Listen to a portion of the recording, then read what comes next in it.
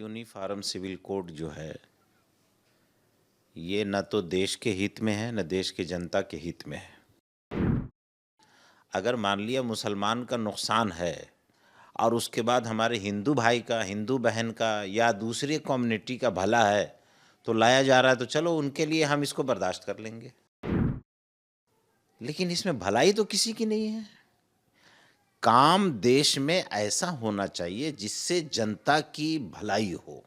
हमारे दस्तूर में जो है आर्टिकल 44 जो है एक अपेंडिस है, उसको निकाल दिया जाए, चूँकि उसको लेकर के बार-बार पॉलिटिक्स होता रहता है। मुस्लिम लड़के से हिंदू लड़की शादी कर लेती है तो लव जिहाद होता है। लेकिन अगर कोई हिंदू जो है मुस्लिम लड़की से शादी करता है तो वो क्या होगा? उस पर भी कानून बनेगा और उसको भी वही सज़ा मिलेगी जो मुस्लिम को मिलता है।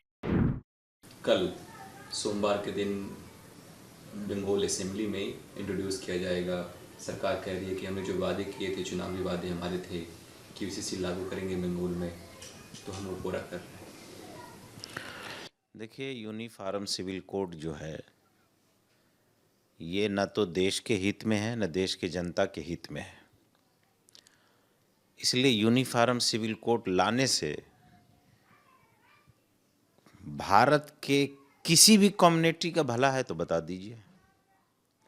अगर मान लिया मुसलमान का नुकसान है और उसके बाद हमारे हिंदू भाई का, हिंदू बहन का या दूसरी कम्युनिटी का भला है तो लाया जा रहा है, तो चलो उनके लिए हम इसको बर्दाश्त कर लेंगे।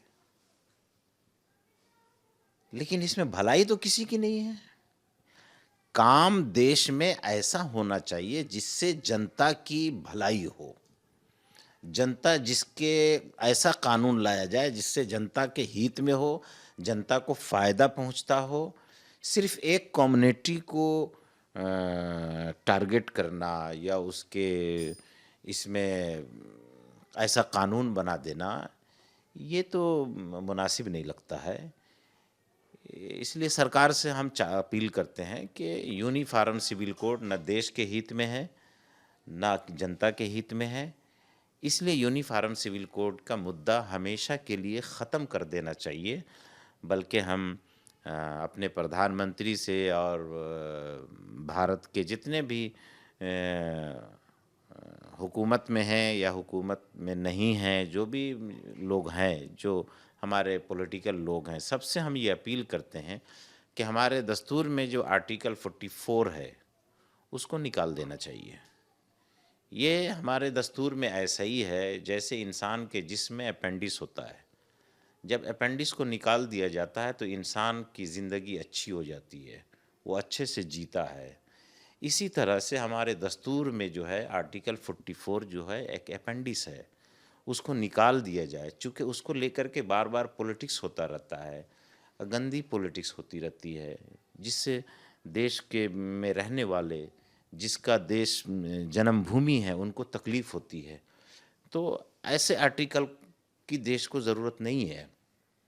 अलबत्ता देश में ऐसा काम करना चाहिए जो हमारे नौजवानों के लिए रोज़गार हो, मौक़े हो और हमारा नौजवान, हमारी आने वाली पीढ़ी आगे बढ़े, एजुकेशन अच्छा हो, हेल्थ अच्छा हो, नौकरी के मौक़े हो, बिज़नेस अच्छा हो, हमारा डीजीपी बढ़ जाता है, बढ़े हमारे देश का। अगर यूसीसी लाने से देश का डीजीपी बढ़ जाता है तो भी सोचा जा सकता था, लेकिन ऐसा तो कुछ नहीं हो रहा है। एक और कानून लाने की बात कर रहे हैं शुभेंदु अधिकारी। उन्होंने कहा है कि लव जिहाद, लैंड जिहाद, तमाम तरह का जो जिहाद होता है उसको रोकने के लिए हम सख्त कानून बहुत जल्द लाएंगे।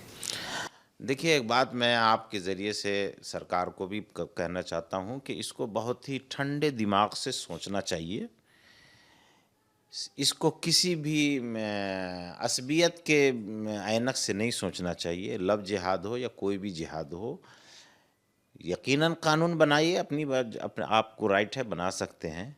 लेकिन अगर कोई मुस्लिम मुस्लिम लड़के से हिंदू लड़की शादी कर लेती है तो लव जिहाद होता है। लेकिन अगर कोई हिंदू जो है मुस्लिम लड़की से शादी करता है तो वो क्या होगा? उस पर भी कानून बनेगा और उसको भी वही सज़ा मिलेगी जो मुस्लिम को मिलता है। अगर दोनों को एक जैसी सज़ा मिलेगी तो बनाइए, कोई हर्ज की बात नहीं है। हम तो कानून का साथ देना चाहते हैं, कानून के साथ रहना चाहते हैं। और अंडर कास्ट क्यों होना होगा शादी? नहीं होना चाहिए, सबको अपने अपने कास्ट में करना चाहिए। हम भी इसका मशवरा देते हैं। जैसे कि मैं सो रहा हूँ तो पिताजी को जगाना है मुझे, तो वो डायरेक्ट उठाने के बजाय, और हिंसा की परंपरा मेरे यहाँ नहीं थी सौभाग्य से, तो वो क्या करते थे कि उस कमरे में आ जाएंगे या बाहर से गुजरेंगे और चौपाई बोलेंगे, प्रात काल उठ के रघुनाथा मात पिता गुरु नावई माता। कभी कभी मैं गुस्से में उठ करके अरे पापा, चरण स्पर्श किया और सो गया। मैंने कहा अब मत उठाना।